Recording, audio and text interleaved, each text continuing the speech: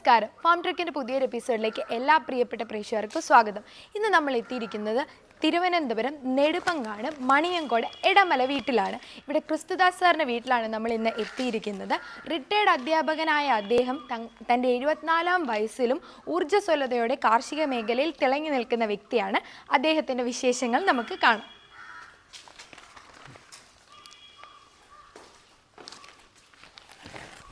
നമസ്കാരം സാർ. നമ്മൾ സാറിൻ്റെ ഫാം ട്രക്കിൽ നിന്ന് വരുവാണ്. സാറിൻ്റെ കൃഷിയും വിശേഷങ്ങളും ഒക്കെ കാണാൻ വേണ്ടിയാണ് വന്നിരിക്കുന്നത്. അപ്പം നമുക്കെല്ലാം ഒന്ന് ചുറ്റി നടന്ന് കണ്ടാലോ? നമുക്കിനി സാറിൻ്റെ കുരുമുളക് തോട്ടവും ബാക്കി കൃഷിയും മൃഗങ്ങളെയൊക്കെ കാണുമ്പോൾ കാണാം. ഇവിടെയാണോ പച്ചക്കറി എല്ലാം? പച്ചക്കറി ഇവിടെ മെയിൻ പച്ചക്കറിയാണ്. ഒരു സ്റ്റെപ്പ് ഓണത്തിന് മുമ്പ് ഇവിടെ കംപ്ലീറ്റ് വിളവെടുപ്പ് കഴിഞ്ഞു. അതിനുശേഷം വീണ്ടും അതിന്റെ അവസാനത്തെ ഭാഗത്തേക്കാണ് ഇപ്പോൾ നിൽക്കുന്നത്. ഇത്രയും ഇപ്പോൾ തീരുമ്പോഴേക്കും കുരുമുളകല്ല, പയറും കുമ്പളവും മാത്രമാണ്. വേറെ ഉണ്ട്, കത്തിരിയുണ്ട്, വഴുതനയുണ്ട്, ഇഞ്ചിയുണ്ട്, തുടങ്ങിയുണ്ട്. കുരുമുളക് പയർ അടുത്ത സ്റ്റെപ്പ് വീണ്ടും നമ്മൾ നട്ടാക്കിയാണ്. ഇതങ്ങ് തീരുമ്പോൾ അതിനെ കയറ്റിക്കോളും. ഇഞ്ചി ഇങ്ങനെ ഗ്രോ ബാഗിലാണോ നടാറ്? അല്ലാതെ പറമ്പിൽ കിളച്ച് നടുന്നുണ്ട്, അത് വിപുലമായിട്ട് നടത്തുന്നുണ്ട്. ഇത് അത്യാവശ്യമാക്കി എടുക്കാൻ വേണ്ടിയുള്ള സെറ്റപ്പാണ് ഈ ഗ്രോ ബാഗിൽ. മറ്റേ തേങ്ങയൊക്കെയോ ഇതൊക്കെ നമ്മുടെയാണ്? നമ്മുടേതെല്ലാം നമ്മുടേതാണ്. ഈ പ്രാവശ്യത്തെ വിളവെടുപ്പാണ്. കുറേ നമ്മൾ മാർക്കറ്റിൽ കൊണ്ടുപോയി കൊടുത്തു, ബാക്കി നമ്മുടെ സ്വന്തം ആവശ്യത്തിന് വേണ്ടി മാറ്റി വെച്ചേക്കാണ്. നമുക്കിവിടെ തെങ്ങുംതോപ്പുണ്ടോ? തെങ്ങുംതോപ്പുണ്ട്. തെങ്ങുംതോപ്പ് ഇവിടെ മല തെങ്ങുംതോപ്പ് തുടങ്ങുന്നത്. എവിടെ മുതൽ? ഇതാ തുടങ്ങുന്നത്. ആദ്യത്തെ തെങ്ങ് ഇങ്ങനെ തുടങ്ങി ഇങ്ങനെ വലുതും ചെറുതുമായിട്ടുള്ള തെങ്ങ് ഇങ്ങനെ ഈ ഭാഗത്തോട്ട് ഇങ്ങനെ ഈ കാണുന്നതെല്ലാം അതിൻ്റെ പ്ലോട്ടാണ്. തെങ്ങുകളെല്ലാം നമുക്കുള്ളതാണ്. തെങ്ങിൽ തന്നെയല്ലേ നമ്മൾ കുരുമുളക് സ്റ്റാർട്ടിങ് തെങ്ങിലായിരുന്നു കുരുമുളക് ഇട്ട് തുടങ്ങിയത്. അത് കഴിഞ്ഞിട്ടാണ് പുറത്ത് കൊടുക്കുന്നുണ്ട്. നല്ലതാണ്. ഇത് നമ്മുടെ ഔഷധ ഗുണമുള്ളതായതുകൊണ്ട് കൊളസ്ട്രോളിനും ചുരുക്കം പറഞ്ഞാൽ നമ്മുടെ ഗ്യാസിന് വരെ ഇത് ഉപയോഗിക്കാം. ഇങ്ങനെയുള്ളവർക്കെല്ലാം ഏകദേശം എനിക്ക് ഒത്തിരി ഉണ്ട്. അവിടെ എവിടെയായിട്ട് ഞാൻ ഒത്തിരി മൂടുകളുണ്ട്. ഇടയ്ക്കിടയ്ക്ക് ഒരു 2 ആഴ്ചയിലേക്ക് 1/2 കിലോ 1 കിലോ ഒക്കെ കൊടുക്കാനായിട്ട് കിട്ടും. നെടുമങ്ങാട് അന്താരാഷ്ട്ര മാർക്കറ്റിലാണ് ഇതെല്ലാം കൊടുക്കുന്നത്. അപ്പോൾ ഈ കർഷകരെ യഥാർത്ഥ സഹായിക്കാൻ വേണ്ടി ഒരു 10-20-25 കൊല്ലത്തിന് മുമ്പുണ്ടാക്കിയ ഒരു സ്ഥാപനമാണ് ഈ അന്താരാഷ്ട്ര മാർക്കറ്റ്. അപ്പോൾ ഈ മാർക്കറ്റിൽ വരുന്ന സാധനങ്ങൾ ഈ കൃഷിക്കാരുടെ ബുദ്ധിമുട്ട് മനസ്സിലാക്കിയിട്ട് അന്നത്തെ സർക്കാർ ഒന്ന് ഇതിന് രൂപീകൽപ്പന നൽകിയ. അല്ലെങ്കിൽ നെടുമങ്ങാട് ഉള്ള ഒരു മാർക്കറ്റ് ഉണ്ടായിരുന്നു. ആ മാർക്കറ്റിനകത്ത് കൊണ്ടുപോയി കഴിഞ്ഞാൽ കച്ചവടക്കാരുടെ ഒരു ഗ്രൂപ്പ് ആയിട്ട് കർഷകന് യഥാർത്ഥത്തിൽ വില കിട്ടാത്തൊരവസ്ഥയായിരുന്നു. ഇത് മനസ്സിലാക്കിയിട്ട് കർഷകന് കിട്ടത്തക്ക രീതിയിൽ ഫോം ചെയ്തതാണ് അന്താരാഷ്ട്ര മാർക്കറ്റ്. അപ്പോൾ അവിടെ സർക്കാർ തന്നെ ഓരോ ഉൽപ്പന്നങ്ങൾക്ക് ഓരോ വില നിശ്ചയിച്ചിട്ടുണ്ട്. ഹോർട്ടിക്രോപ്പ് അവർ വില നിശ്ചയിച്ചിട്ടുണ്ട്. ആ വില നിശ്ചയിച്ചിട്ട് ആ വിലയിൽ സാധനത്തിൻ്റെ ലേലം തുടങ്ങും. ഇപ്പോൾ ഉദാഹരണമായിട്ട് ഇപ്പോൾ തേങ്ങയ്ക്ക് 40 രൂപയാണ് അവരുടെ ഹോർട്ടികോർപ്പിൻ്റെ സർക്കാരിൻ്റെ നിശ്ചിത വില. ഈ 40 രൂപയ്ക്ക് ലേലം സ്റ്റാർട്ട് ചെയ്യും. അപ്പോൾ മറ്റൊരാൾ വന്നിട്ട് ഒരു ട്രേഡർ വന്നിട്ട് പുള്ളിക്ക് തേങ്ങ ആവശ്യമാണെന്ന് തോന്നിക്കഴിഞ്ഞാൽ 42 45 ആവശ്യക്കാരുടെ എണ്ണം അനുസരിച്ച് ചിലപ്പോൾ 50 55 കൂടിയും കിട്ടാൻ സാധ്യത അത് കർഷകന് കിട്ടും. അതേസമയം ആരും ലേലം വിളിക്കാനില്ല എന്നുണ്ടെങ്കിൽ ഈ 40 രൂപയ്ക്ക് ഹോർട്ടിക്രോപ്പ് കൊണ്ടുപോകും. അപ്പോൾ നമ്മൾ കൊണ്ടുപോകുന്ന സാധനം ഒരിക്കലും നമ്മൾ തിരിച്ചു കൊണ്ടുവരേണ്ട ആവശ്യം വരില്ല. എപ്പോഴായിരുന്നാലും നമുക്കത് കാശ് കിട്ടും. പിന്നെ ഹോർട്ടിക്രോപ്പ് ഇപ്പോൾ ചെയ്യുന്നതെന്ന് പറഞ്ഞു കഴിഞ്ഞാൽ ഒരു സാധനങ്ങൾ കൊണ്ടുപോകുന്നുണ്ട്, വില കൃത്യമായിട്ട് കർഷകന് കൊടുക്കാത്ത ഒരവസ്ഥയാണ് ഇപ്പോൾ പോയിക്കൊണ്ടിരിക്കുന്നത്. ഏകദേശം ഇപ്പോൾ തന്നെ 6 മാസത്തിലധികമുള്ള കാശ് കർഷകന് കിട്ടാനുണ്ട്. എനിക്ക് 6 മാസത്തിലുള്ളതിൽ ഇപ്പോൾ കഴിഞ്ഞ ദിവസം ഒരു 2 മാസത്തെ കാശ് കിട്ടിയിട്ടുണ്ട്. ഇതുപോലെ ലക്ഷക്കണക്കിന് പൈസ കിട്ടാനുള്ള കർഷകർ വേറെയുമുണ്ട്. എന്തെങ്കിലും കിട്ടുമെന്നൊരു ആശ്വാസം നമുക്കുണ്ട്. അതുകൊണ്ട് അതൊരു നല്ല കാര്യമായിട്ട് നമ്മൾ കണക്കാക്കുകയാണ് ചെയ്യുന്നത്. അതേസമയം അതുപോലെ തന്നെ പക്ഷേ ഈ അടയ്ക്കയ്ക്ക് നമ്മൾ അന്താരാഷ്ട്ര മാർക്കറ്റിൽ വിപണിയില്ല, കുരുമുളകിനും ഇല്ല വിപണിയില്ല. അന്താരാഷ്ട്ര മാർക്കറ്റ് സാധാരണ നമ്മുടെ കുരുമുളകിനൊക്കെ എടുക്കുക, അതെല്ലാം എടുക്കുമെന്നും പറഞ്ഞാൽ അതൊക്കെ സ്റ്റാർട്ട് ചെയ്തത്. പക്ഷേ ഇത് ഇല്ല. അവിടെ വേൾഡ് മാർക്കറ്റിൽ നാണ്യ വിളവുകൾ എടുക്കുന്നില്ല. അതെ. പക്ഷേ ഇവിടെ നിന്ന് കയറ്റി ഒരു മറ്റ് സ്ഥലങ്ങളിലേക്ക് കൊണ്ടുപോകുന്നുണ്ട്. മറ്റേ കച്ചവടക്കാർ ട്രേഡേഴ്സ് വേറെ കടകളിലുണ്ട്.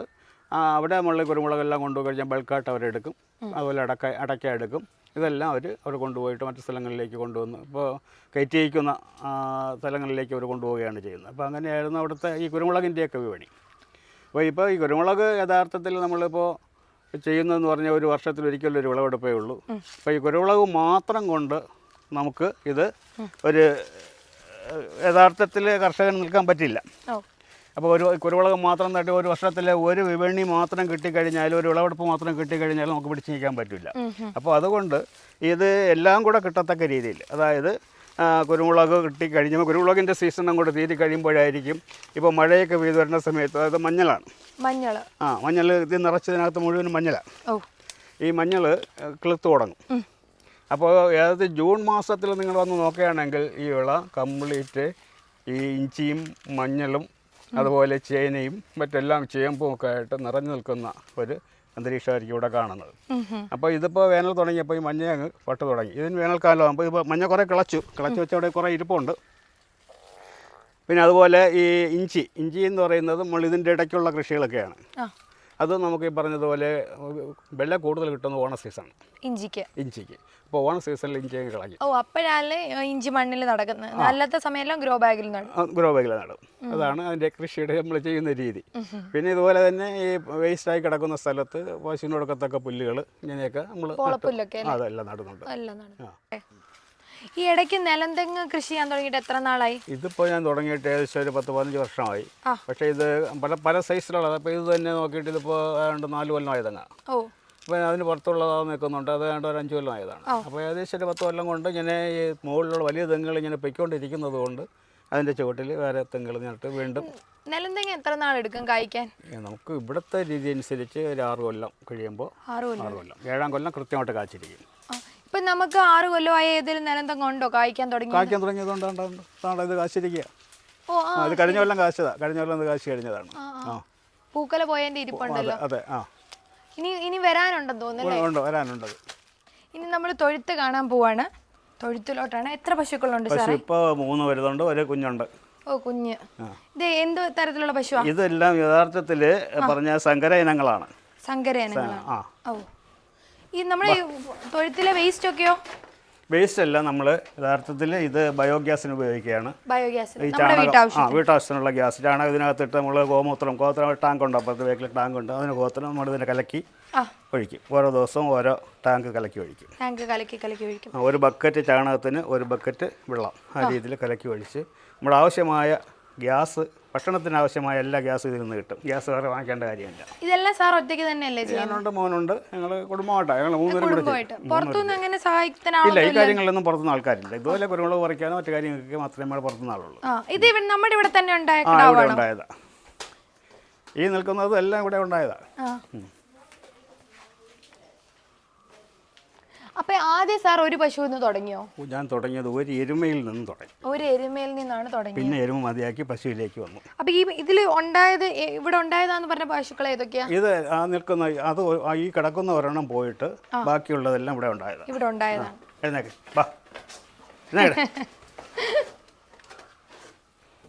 നമ്മൾ പാല് കറന്ന് പുറത്ത് കൊടുക്കുന്നുണ്ടോ? സൊസൈറ്റി കൊടുക്കുന്നുണ്ട്.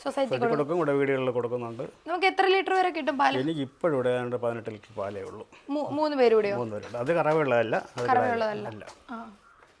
ഈ ചാണകം ഉണക്കാനിട്ടേക്കുന്നത് നമുക്ക് തന്നെ വളത്തിന് വേണ്ടിയാണോ? ഇത് വളത്തിന് വേണ്ടിയാണ്. ഇത് വേനൽക്കാലത്ത് ഇതിനെ ഉണക്കിയിട്ട് നമ്മൾ സ്റ്റോർ ചെയ്യും. അതിനകത്താണ് സ്റ്റോർ ചെയ്യുന്നത്. ഉണക്കി അതിനകത്ത് ഇട്ടേക്കും. ഇത് എന്നിട്ട് നമ്മൾ ബാക്കി പുറത്ത് കൊടുക്കുന്നുണ്ടോ? ചാണകപ്പൊടി അത്യാവശ്യക്കാരൻ വന്ന് ചോദിച്ചാൽ നമ്മൾ കൊടുക്കും. അല്ലാതെ വലിയ തോതിൽ ഇപ്പൊ കൊടുക്കുന്നില്ല. നമുക്ക് തന്നെ ആവശ്യത്തിനുണ്ട്. ആവശ്യം വേണം. നമുക്ക് ഇഞ്ചിയും മഞ്ഞളും ഒക്കെ നടുന്ന സമയത്ത് ചാണകം ആവശ്യമാണ്. അപ്പോൾ അതിനോട് ചാമ്പലുമായിട്ട് മിക്സ് ചെയ്ത് നമ്മളങ്ങ് നടത്തും. ഇതെന്താണെന്ന് ആർക്കെങ്കിലും ഗസ് ചെയ്യാൻ പറ്റുമോ? എനിക്കും ഗസ് ചെയ്യാൻ പറ്റില്ല. പിന്നെ മണത്ത് നോക്കിയപ്പോൾ ചെറുതായിട്ട് ഐഡന്റിഫൈ ചെയ്യാൻ പറ്റി. നോക്ക്, ഇതാണ് സാധനം. ഗസ് ചെയ്യണം, എന്നിട്ട് കമന്റിൽ പറയണം. ഓക്കെ? അല്ലെങ്കിൽ ലാസ്റ്റ് ഞാൻ തന്നെ പറയാം. കൊടംപുളിയൊക്കെ നല്ല വില കിട്ടുമല്ലോ? നല്ല വില കിട്ടും. വാളംപുളിക്ക് അത്യാവശ്യം നല്ല വില കിട്ടുമല്ലോ? ഇപ്പോൾ 250 രൂപയുണ്ട് കിലോയ്ക്ക്. ഇത് ആടലോടകം. ആടലോടകം മെയിൻ ആണല്ലോ ആയുർവേദത്തിൽ. അതെ തന്നെ.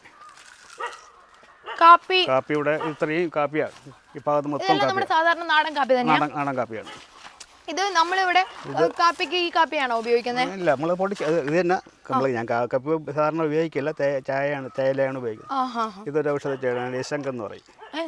യശങ്ക് എന്ന് പറയുന്ന ഒരു സാധനം. ഇത് ഞാൻ ഈ പറഞ്ഞ പ്രസവരക്ഷയ്ക്ക് സ്ത്രീകൾക്ക് ഉപയോഗിക്കുന്നതാണ്. അപ്പൊ ഈ ആയുർവേദത്തിലുള്ള ഈ പ്രസവരക്ഷയ്ക്ക് വേണ്ടിയുള്ള ആൾക്കാർക്ക് കൊണ്ടുപോകും. ഇനി ഏതാണ് നമ്മുടെ അടുത്ത ഔഷധം? ഔഷധം നമുക്ക് ഇപ്പൊ കാണാം. ഇതിന് വേറെ മുക്കുറ്റി എന്ന് പറഞ്ഞൊരു സാധനമുണ്ട്. അതിപ്പോ വേനൽക്കാലമായപ്പോ പോയി. ഇനി മഴക്കാലത്തെ അതുണ്ടാവുള്ളൂ. നമുക്ക് തീർന്നത് ഇത്രയായപ്പോൾ നമുക്ക് ലേശം പൂർത്തിയായി. അപ്പൊ മൊത്തത്തിൽ നമ്മുടെ കൃഷിയെല്ലാം നല്ല രീതിയിൽ നടന്നു പോകുന്നുണ്ട്. പക്ഷെ നമുക്ക് ഉള്ള ബുദ്ധിമുട്ട് എന്താണ് ഇത് നടത്തിക്കൊണ്ട് പ്രധാനമായിട്ടുള്ള ബുദ്ധിമുട്ടെന്ന് പറയുന്നത് രാത്രി കാലങ്ങളിൽ പന്നിയുടെ ശല്യം. പന്നിയുടെ നമുക്ക് കിഴങ്ങ് വർഗ്ഗങ്ങളൊന്നും നടാനൊക്കാത്ത അവസ്ഥയാണ്. അത് പന്നിയെ കൊണ്ടുപോകും, എന്തായാലും എവിടെയായിരുന്നാലും കൊണ്ടുപോകും. അതുപോലെ പകൽ സമയങ്ങൾക്ക് നോക്കുകയാണെങ്കിൽ കുരങ്ങ് ശല്യം. പിന്നെ രാത്രിയും പകലും എന്നുള്ള വ്യത്യാസമില്ലാതെ വരുന്നതാണ് പട്ടികൾ, തെരുവ് പട്ടികളും അതുപോലെ കീരി. ഇതെല്ലാം നമ്മുടെ വളർത്തു മൃഗങ്ങളെയും വളർത്തു പക്ഷികളെയും കൃഷി മേഖലയും എല്ലാം നശിപ്പിച്ചുകൊണ്ടിരിക്കുന്ന രീതിയാണ്. ഇതിൽ നിന്നും എല്ലാം കിട്ടുന്ന മിച്ചം പിടിച്ചാണ് നമ്മുടെ ഈ കൃഷിയിൽ നിന്നും ഉള്ള ഉപജീവന മാർഗ്ഗങ്ങൾ മുന്നോട്ട് കൊണ്ടുപോയിക്കൊണ്ടിരിക്കുന്നത്. കുരങ്ങിനെ ഈ പന്നിയൊന്നും തുരത്താനുള്ള വഴിയില്ലേ? എലിയൊന്നും ഇതൊക്കെ നമ്മൾ കാണുന്ന സമയത്ത് നമ്മൾ വന്നു കഴിഞ്ഞാൽ ഓടിച്ചങ്ങ് വിടാനേ പറ്റൂ. അല്ല കുരങ്ങിനെ അതുപോലെ തന്നെ പെട്ടെന്ന് നമ്മൾ മരത്തിൽ കയറി പോകുന്നതുകൊണ്ട് നമുക്ക് കയറാൻ പറ്റില്ലല്ലോ, അതങ്ങ് പോയിക്കൊണ്ടിരിക്കും. പിന്നെ പന്നി എന്ന് പറഞ്ഞാൽ രാത്രിയാണ് വരുന്നത്, നമുക്ക് അതിൻ്റെ കൂടെ അറിയാറില്ല. ചിലപ്പോൾ പോയി കഴിഞ്ഞാൽ അത് അപകടകാരിയും കൂടെയാണ്. അറിയില്ല, അതൊക്കെയാണ് ബുദ്ധിമുട്ട്. അതുകൊണ്ടായിരിക്കും കപ്പയൊന്നും കപ്പ നടാത്തത് പ്രധാനമായിട്ട് ഇത് തന്നെ. എലിയും പന്നിയും കൊണ്ട് ഇത് നശിച്ചങ്ങ് ഒന്നും പറ്റില്ല. ഈ പേര കായ്ക്കോ? പേര കായ്ക്കും, ഇഷ്ടംപോലെ കായ്ക്കുന്ന പേര, എപ്പോഴും പേരൊക്കെ ഉള്ളതാണ്. പക്ഷേ അത് കുരങ്ങ് നമുക്ക് തരില്ല, കുരങ്ങ് കൊണ്ടുപോകും. അതാണ് ഒറ്റ ഇഷ്ടം പോലെ കാവുണ്ട്, പക്ഷെ ഒറ്റ പഴുത്ത പേരയ്ക്ക് പോലും ഇല്ല. കണ്ടില്ലേ?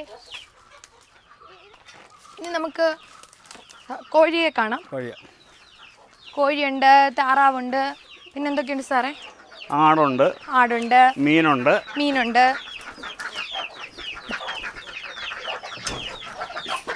ഓ, എല്ലാരും ഓടി വന്നു. ഇവരെല്ലാരും ഒരുമിച്ചാണോ ഇട്ടേക്കുന്നത്? അത് ഇതിനകത്ത് കുഞ്ഞുങ്ങൾക്ക് ഇടാൻ വേണ്ടി പ്രത്യേക സെക്ഷൻ ഉണ്ട്. കോഴിയും താറാവിനെ കുഞ്ഞുങ്ങളെ നമ്മൾ അടയെ വെച്ച് വിരിച്ചതാ? ഇവിടെ അട വെച്ച് വിരിക്കുന്നത്. ഇവിടെ അട വെച്ച് നമ്മുടെ ഇത് എന്നാ ഇനം കോഴിയാ? ഇതൊക്കെ നമ്മുടെ നാടൻ ഇനങ്ങളാണ്. ഇത് കരിങ്കോഴിയല്ലേ? കരിങ്കോഴി എന്ന് നമുക്ക് പറയാൻ പറ്റില്ല. ഇവിടെ ഉള്ള കോഴിയിൽ നിന്നും കിട്ടുന്ന മുട്ടകൾ വിരിച്ചെടുക്കുന്നതാണ്. അതിനെന്താ കഴുത്തിലോ ഇതില്ലാത്ത? അത് ചിലതിന് അങ്ങനെയുണ്ട്, കഴുത്തിൽ കൂടെ ഇല്ലാത്തതുകൊണ്ട് ഒത്തിരി എണ്ണമുണ്ട്. ആണല്ലേ? ഓ, ഇവിടെ എന്തോ? അതിനകത്ത് ആട്. ആട്ടിൻകുട്ടി ഉണ്ടോ? ഉണ്ട്, 2 ആട്ടിൻകുട്ടികളുണ്ട്. ഉണ്ടായതേ ഉള്ളോ? 2 ഇപ്പം ഉണ്ടായതേ ഉള്ളൂ, 2 ആഴ്ച ആയതേ ഉള്ളൂ. കട്ടി ഈ ഒരാടേ ഉള്ളൂ? തള്ളയാട് ഒരെണ്ണേ ഉള്ളൂ. എന്തേ ആട്ടുകുട്ടികൾ? എന്തേ ആട്ടുകുട്ടികൾ? ഇവിടെ വിശ്രമിക്കുന്നതായിരിക്കും, അതിനകത്ത് കിടപ്പുണ്ട്. എൻ്റെ കാണുന്നില്ലല്ലോ, അതിനകത്തുണ്ട്, ഒളിച്ച് കിടക്കുവാന്ന് തോന്നുന്നു. ഇതിനകത്ത് കയറി കിടപ്പുണ്ട്. അവരുടെ രാത്രിയുള്ള വാസസ്ഥലം ഇതിനകമാണ്. എന്തേലും ശല്യം ഉണ്ടോ മൃഗങ്ങൾക്ക്? പട്ടിശല്യമുണ്ട്, കീരി ശല്യമുണ്ട്. കീരി മൃഗത്തെ കോഴികളെ ശല്യം ചെയ്യും. ഇതാ കിടക്കുന്നു. രണ്ടുപേരും ഒളിച്ച് കിടക്കാം. പുറത്തിറക്കാം.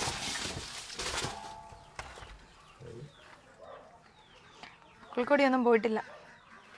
കുഞ്ഞുനാൾ മുതലുള്ള കൃഷിയോടുള്ള താല്പര്യം വാർദ്ധക്യത്തിലും കാത്തു സൂക്ഷിക്കുകയാണ് ക്രിസ്തുദാസ് സാറ്. അദ്ദേഹത്തിൻ്റെ കൃഷിയിടം വളരെ മനോഹരമാണ്. ഇവിടെ വളരെ മാതൃകാപരമായിട്ടാണ് സമ്മിശ്ര കൃഷി നയിക്കുന്നത്. പുതിയ കാർഷിക വിശേഷവും ഫാം സ്റ്റോറീസുമായിട്ട് ഫാം ട്രക്കിൻ്റെ അടുത്ത എപ്പിസോഡിൽ കാണാം.